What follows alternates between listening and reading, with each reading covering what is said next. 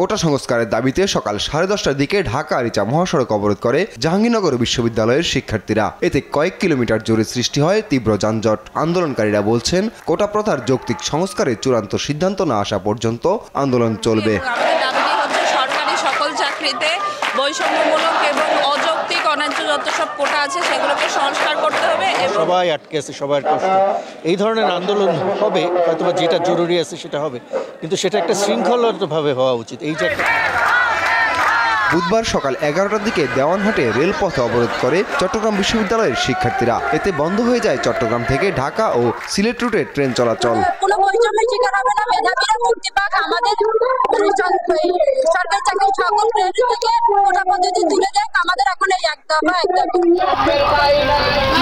কুমিল্লা বিশ্ববিদ্যালয় সহ বিভিন্ন কলেজের শিক্ষার্থীরা সকাল 11টায় ঢাকা চট্টগ্রাম মহাসড়ক অবরোধ করে। এতে মহাসড়কের কয়েক কিলোমিটার জুড়ে সৃষ্টি হয় তীব্র যানজট।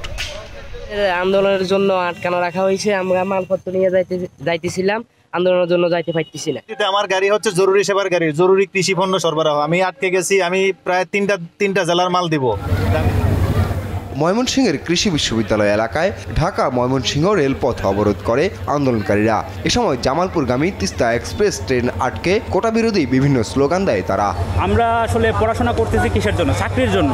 যদি আমরা চাকরি না পাই, আমাদের জন্য 40টা সিট, তাহলে আমরা পড়াশোনা করে কি করব? কোনো তৃতীয় প্রজন্মের মানুষের জন্য এই যে 56% এই যে আপনারা বললেন যে কোটা থাকবে না, এটা কিন্তু কোনো স্থায়ী সমাধান না। আমরা এখন স্থায়ী সমাধান চাই।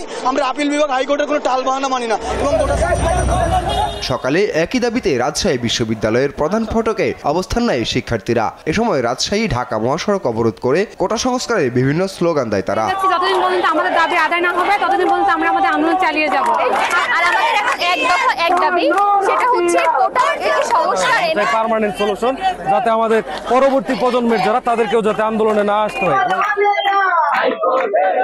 বরিশাল পটুয়াখালী মহাসড়ক অবরোধ করে বিক্ষোভ করে বরিশাল বিশ্ববিদ্যালয়ের শিক্ষার্থীরা। এতে মহাসড়কের দুই পাশে দীর্ঘ যানজটের সৃষ্টি হয়, ভোগান্তিতে পড়েন মানুষ। আন্দোলনকারীরা বলছেন, কোটা বৈষম্যের কারণে সরকারি চাকুরিতে নিয়োগের ক্ষেত্রে পিছিয়ে পড়ছে মেধাবীরা, তাই এর যৌক্তিক সংস্কার প্রয়োজন। শুধুমাত্র অনগ্রসর জাতিগোষ্ঠীর জন্য এবং প্রতিবন্ধী মানুষদের জন্য কিছু ন্যূনতম কোটা রেখে বাকি যে অযৌক্তিক এবং বৈষম্যমূলক কোটা আছে এগুলোকে বাদ দিয়ে কোটার একটা যৌক্তিক সংস্কার করতে হবে। কুষ্টিয়ায় সকাল 10:30টায় ইসলামী বিশ্ববিদ্যালয়ের শিক্ষার্থীরা বটতলা চত্বর থেকে বিক্ষোভ শুরু করে।